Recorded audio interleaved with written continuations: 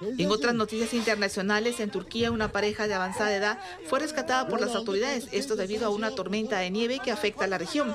Las víctimas se encontraban refugiados bajo un árbol junto a los animales que pastoreaban.